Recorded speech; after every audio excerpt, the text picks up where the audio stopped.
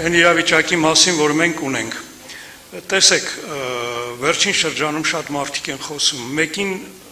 նույնիսկ քնից են հանում, մեկին դագաղից են հանում, էլ հինում նոր մեռել չկա, ովքեր խոսում են մարդիկ, որոնք ամենամեծ թալանչիներն են եղել այս երկրի, ու մեզ մեղադրում են թալանի մեջ։ $50 կաշառք վերցնող նախկին չինովնիկը փորձում է մեզ կապել թալանի եւ կոռուպցիայի հետ։ Մենք ենք թալանչին, այ կոռուպցիա։ Կներեք, հանգիստ նստեք, եթե ես սկսել եմ, ես կավարտեմ, հանգիստ նստեք, միգուցե ձեր անուններն էլ տրվի, հանգիստ նստեք, սպասեք։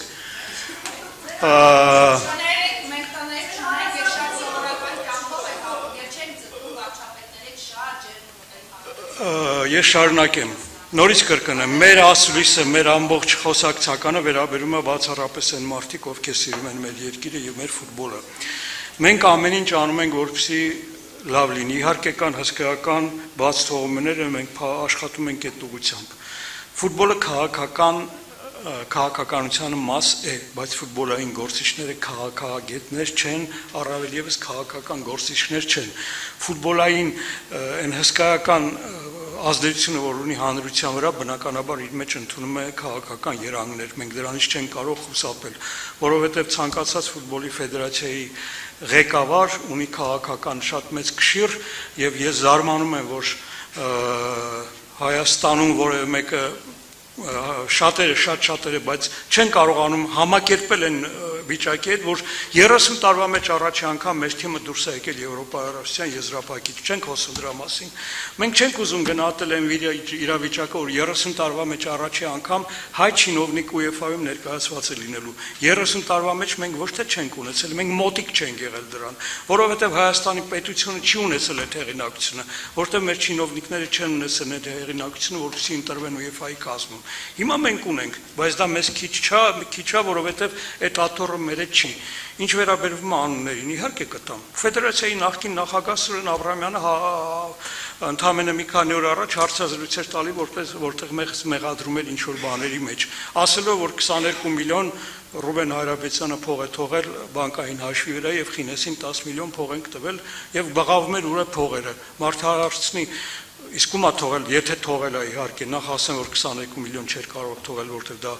ֆեդերացիայի 2 տարվա բյուջեն է, ամբողջ հարցն է, որ Ռուբեն Հայրապետյանից հետո ֆուտբոլի ֆեդերացիայի նախագահ եղել է Արթուր Վանեսյանի, որի ամենամոտիկ մարկանցից մեկը Սուրեն Աբրահամյանն էր։ Մարդը ուղղակի երևի ծերունական մարազմա ապրում եւ մոռացել է ամեն ինչ, բայց մարդուն ասել են խոսա եւ ինքը խոսում է։ Խոսում է առանց հասկանալու ինչ է խոսում, լավ, ինչքան կարելի է սևացնել մարդկանց, ինչքան կարելի է չտեսնել են ինչ որ կա։ Վատը մենք տեսնում ենք, վատի մասին մենք խոսում ենք, բայց գոնե այնքան ունեցեք, ինչ ասեմ,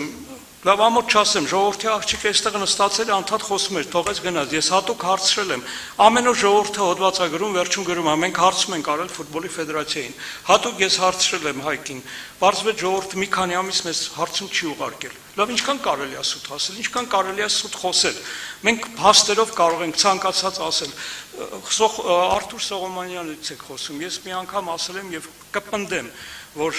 ինքը պաթոլոգիկ ստախոս է, որովհետև պաթոլոգիկ ստախոսները համարվում են երևակայական պատմություններ հնարող մարդիկ եւ հոգեբուժների մոտ դա համարվում է հոգեկան հիվանդ։ Այդ մարդու 90% չի, 99% ասածների սուտ է։ Օրինակներ եք ուզում բերեմ, ասեմ։ Կներեք, ասում եմ փոքր խաղադաշտերը բետոնի վրա են կառուցել եւ ինքը օրինակ է բերում։ 30 դաշտ է սարքվել, ես չեմ ասում մեկ դաշտ, 130 դաշտից, եթե մի հատը նույն րոպեին ես հրաժարական կտամ, ես չեմ ասում 130 ինչպես ինքն է պնդում, 130-ից մեկը, եթե դուք կտեսնեք, որ բետոնի վրա է կառուցված, նույն րոպեին ես կտամ հրաժարական, ես կարող եմ հակառակ ասեմ, ես կարող եմ ցույց շնարարության մատյանները, որոնք մեր կողմից չեն եղել, այլ մարմինների կողմից են գրել, որոնք ֆիքսում են, թե որը ինչ ֆրակցիա է ավազալացվել, որ ինչ տրամբովկա է եղել, ջերմաշճանը ինչքան է եղել, շնարարությունը երբ ավարտվել, այդ ավարտվելուց հետո ավարտական ակտերը ով ստորագրել, հետո UEFA-ն եւ FIFA-ն ինչ քննություններ են անցկացրել եւ ինչ մրցանակներ է ստացել Հայաստանի ֆուտբոլի ֆեդերացիան, ու այդ կամից հետո մարդը, որ ուրիշ երկրի ագենտ է, որը Հայաստանում մի կոպեկի բան չի դրել, իր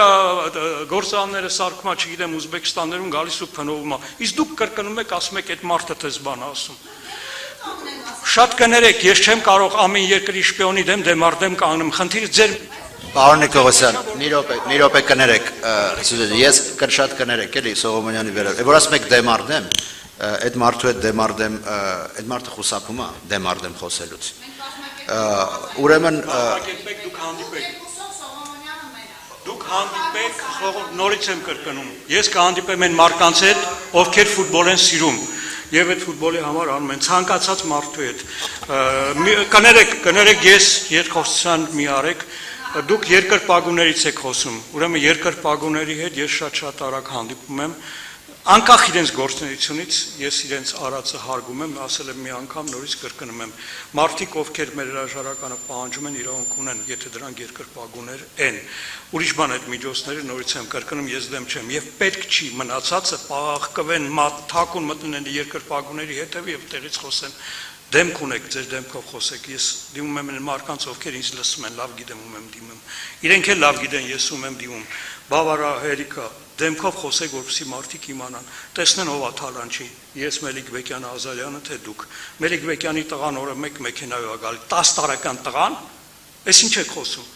իսկ ձեր Թալանացի մասին ով պիտի խոսա, Նիկողոսյանը 3 հարգանի տներ է սարքում, գնացեք տեսեք, ես ապրում եմ այս քաղաքում, իմ տղան էլ ապրում, հերնումերս էլ են ապրել այս քաղաքում, նույն տանն եմ ապրում, որտեղ ապրել եմ միշտ, հարևան ու ընկերուն եմ այս քաղաքում, գնացեք իրանց հարցրեք, ես ոնց եմ ապրում, այս Թալանչիներն ու գողերն են եկել մեզ գողու Թալանչի ասում, դուք եք Թալանչիներն ու գողերը, ես դիմում եմ այն մարդկանց, ովքեր գիտեն ում են դիմում, եւ այս ասուրիշի ես իմ մասով այս կամով կսահմանափակեմ, մնացած հարցերը առանձին կարող եք տալ։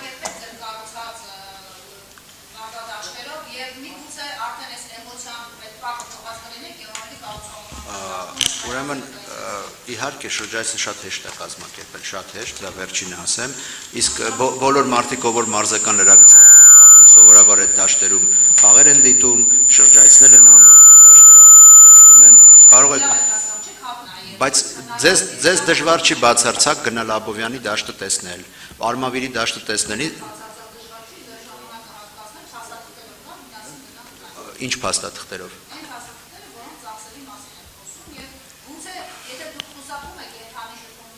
Ուրեմն ես բացարձակ չեմ խուսափում եւ պարոն Նիկողոսյան, ուրեմն կոռուպցիայի մասին չի կարող, այո, ոչ մեկ չի կարող, ուրեմն ոչ մի դատական այս չկայով չի կարող լինել, որովհետեւ մեր փաստաթղթերը բոլոր UEFA-ի մյուսների, ով որ այդ գումարները հատկացնում են, ստուգվում են եւ ստուգում են ոչ մեկ անգամ։ Եվ այն մարդիկ, ովքեր այդ գումարը տալիս են, այդ խաղադաշտերը կառուցելով գալիս են նախագահի մակարդակով այդ խաղադաշտերը բացում են հավատացեք UEFA-ի նախագահը երբեք չի գա մի խաղադաշտ որտեղ անգամ մեկ կասկած կունենա կոռուպցիոն ռիսկի մասին